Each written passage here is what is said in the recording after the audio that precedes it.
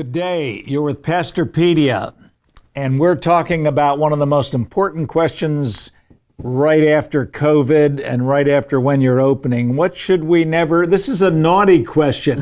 What should we never reopen at church? This is a bad question. You may be having people that will kill you for this. What should we never start again? Let's go there. What should we never start again after COVID or after you're gradually still opening up? Anything that's dead. I mean, this is your chance. Anything, any ministry that is floundering and define dead, floundering. That's pretty simple. Anything where no one's showing up, lives aren't being changed, or it's draining your budget, and you're only doing it because it's someone planted it or started it years ago, and it's become an old crutch that you're holding on to. My best Knute Larson impression is amen, because that's exactly it. If things have been closed and as a leader you haven't missed them and the bulk of your people haven't missed them and the people who were involved in it haven't missed them. Like some Sunday evenings. Some Sunday evenings, some ABFs, some legacy program that you were always begging people to be a part of.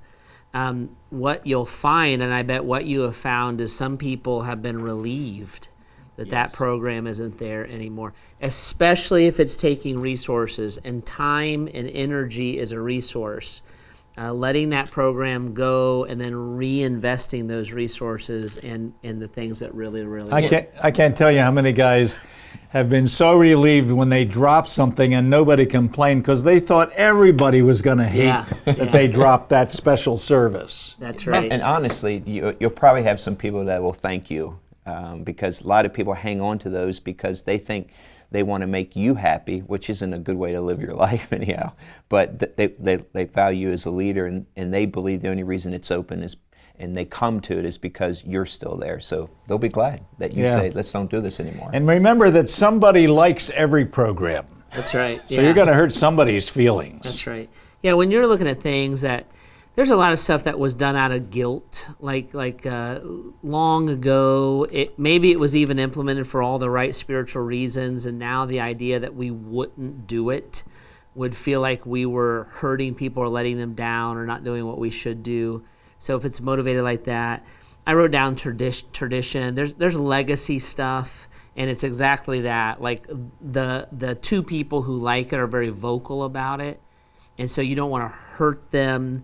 And then a fear of hurting somebody's feelings or offending them. Those cannot be reasons to keep things open. So what COVID did is it erased that whiteboard for you. Yeah, and you really have the opportunity to write up there, again, what you want to write up there. And you can blame COVID for a whole bunch of stuff.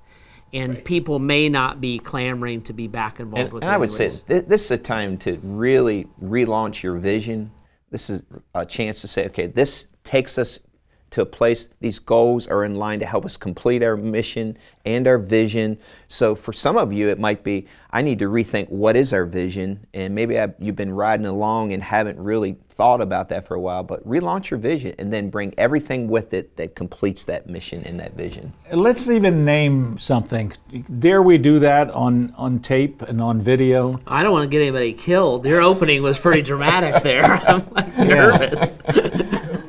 But possibly some discipleship, under that term discipleship, that is a once-a-month breakfast that no discipleship happens at all. That's right. Let's make things really happen. We're committed to evangelism and discipleship, same thing in one way. Would you dare name something or describe something else? I would say, I would dare name, I'm passionate about reaching men, your monthly men's breakfasts that men come to, and they have someone that speaks, and they ask, how you doing? I'm doing fine. There's no accountability, no level of honesty, and then you come back next month. This would be a good time to can that and really develop a new ministry for men. I would say something also practical. We're never going to hand out bulletins again. Information we had an app before, but we pushed all that information to the app, and some of the secretarial duties and responsibilities, paperwork that we realize we don't need to print that any longer or have that in hand. We're giving up some of those things. It's not so much reopening, but doing away with. So if they want an outline, they can print it out themselves. Yeah, and they can have it on their phone and print it out themselves. Yeah, I don't know. I don't know that we'll ever pass an offering plate again. Because we've adjusted all that. And by the way, you're so much better to drive your giving online anyways. The programs are definitely one. We did away with that even pre-COVID, but it's just something that you don't need. I think you're looking at things like redundant programs. If I have a Sunday morning children's program, a Sunday night children's program, did I need a Wednesday night children's program? The Bible studies, the ABFs that have just kind of lingered there a long time and nobody's really missing. If you still have a Sunday night service, have people really missed that? 2 sermons, 1 Sunday. 2 sermons, 1 Sunday. Could that be redeployed into life groups? Because maybe that's how that was working anyways through COVID. All the way down to choirs and service orders and all those kind of things. You can change up. I'll tell you something that's will never happen for us again. We'll never have a business meeting in person again.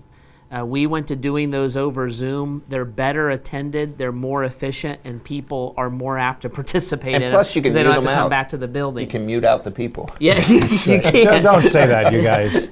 Yeah, but you can actually legally take votes and stuff over Zoom, and people would look and say, I don't want that. Evening meetings. We found that a lot of people would rather have a meeting at 8 o'clock at night over Zoom than deal with the kids and run in. So those meetings that are an hour, but you really only need 20 minutes of actual time together, I don't know that we'll ever bring those back again. So pull the plug on what isn't working. This is your chance. Never again, probably in your ministry, will you have this opportunity. Do it now. And if your marriage is in trouble, don't pull the plug on that. Keep going. Right. Keep meeting by Zoom at least. And I would say, if need be, celebrate somehow those prior ministries. If you're having any undercurrent from it, celebrate it. Celebrate the lives that have been changed. But this is a time to head in a new direction. Well, that's part of our final question on that. How do you maintain friends while doing those things? Pull them into the new ministry. Say, hey, you did this so well, and maybe there's a different way. It may be from you now do this in the ministry, but pull them in if possible. Not necessarily, but celebrate them, honor them Sunday morning, honor them on your app. Say, hey, this person's been at this for a long time. Take some time to honor your volunteers. Yeah, I wrote down cast vision, be patient, lots and lots of conversations, but celebrate what God has been doing even as their favorite thing has been absent. And so help them to see that God can work despite this favorite thing. In fact, sometimes he's working more and more dynamically. And then if something is meaningful, I wrote down, have a funeral for it. Like, we should honor the past. We don't do that enough. We get attitudes about the past. Those programs weren't dumb ideas when they started. They were started for very legitimate and sincere reasons. So honoring that, honoring the past legacy, I think is important. I'll add one more thing I would encourage you to look at. Most of us through COVID have been working in a reduced budget, and many of us have been working with a reduced staff.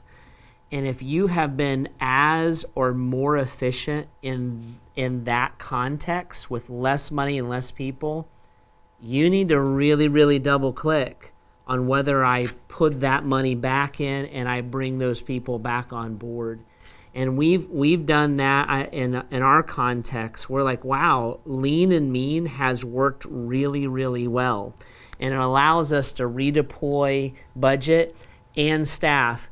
And I don't mean go fire all your staff. What I mean is maybe a staff person's energy is better spent over here because they were taking too deep of a dive because they were just used to doing that.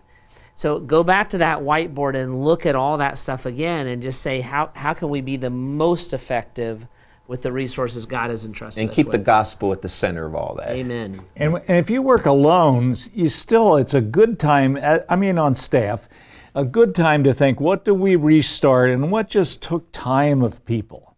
And remember, the command in the Bible is, from Romans, as much as lies within you, live at peace with all people. Is that in Romans? That is, yep. Okay.